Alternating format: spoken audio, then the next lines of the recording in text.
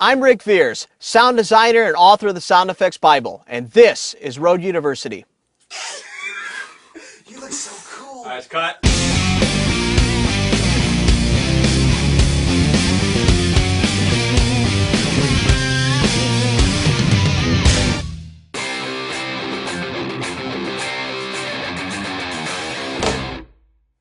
Today we're going to talk about voiceovers and ADR.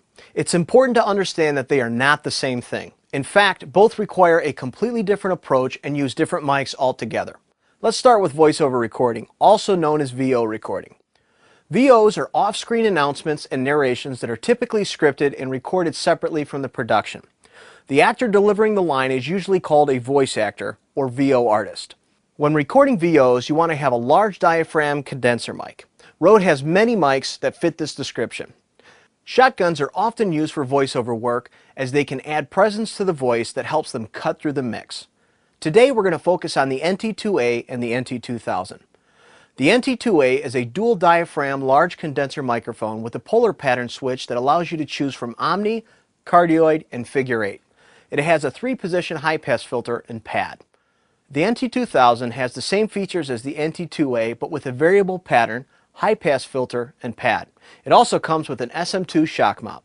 So let's head over to Studio D and put these mics to work.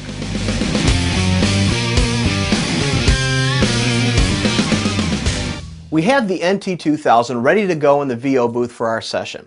We've used this mic on hundreds of radio and TV spots. It has a warm, rich tone yet retains the clarity of the high end.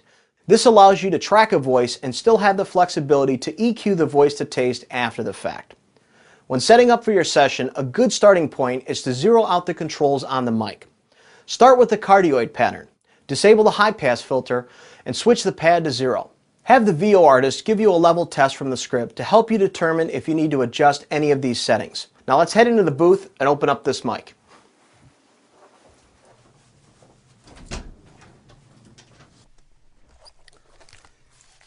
If you're after a VO with some punch, start with the mic about 4 to 6 inches away from the mouth. For a more natural sounding voice, keep the mic about 12 to 18 inches from the talent. It's very important to use a pop filter in front of the mic to reduce plosives caused by words with P's and B's that tend to push a large amount of air that can overload the mic. Now let's switch to the NTG3.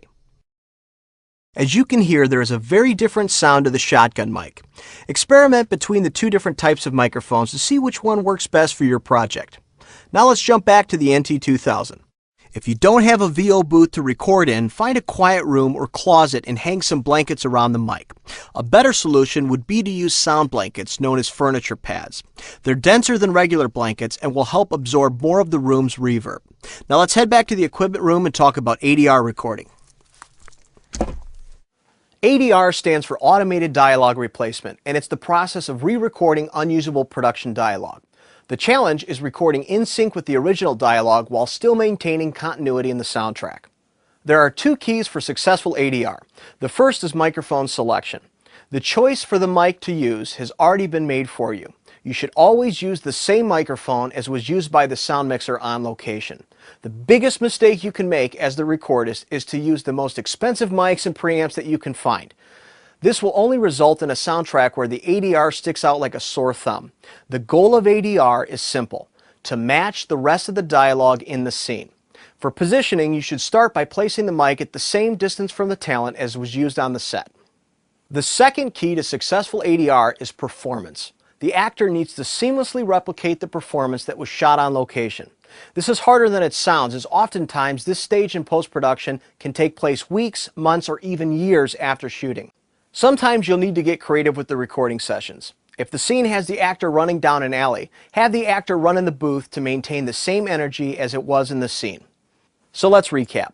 Voiceover recording is more about delivering high-quality voice tracks, whereas ADR recording is more about the art of syncing and matching production dialogue. In either case, be sure to have your session prepped and ready to roll before the talent arrives. Remember to have water on hand and try using crackers to calm stomach growls from hungry actors. Be sure to save your sessions often and always check playback before the client leaves. I'm Ric Viers and I'll see you next time at Road University. Until then, make some noise.